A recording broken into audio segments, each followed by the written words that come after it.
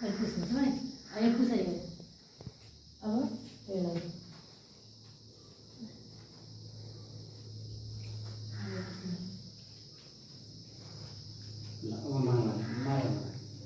उसँग यसले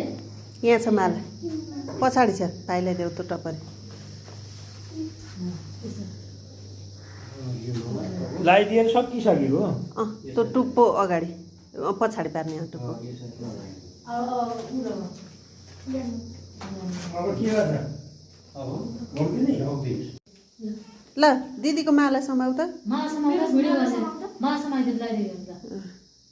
ल कति राम्रो देखियो नि कति राम्रो भएन भएन पस्नु ल यो दिदीलाई देऊ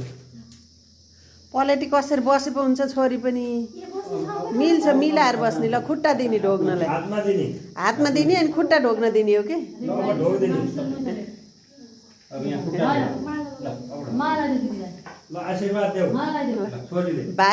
भाइलाई कहिले नराम्रो नहोस् ग्रह भन्ने हो भन्ने पहिले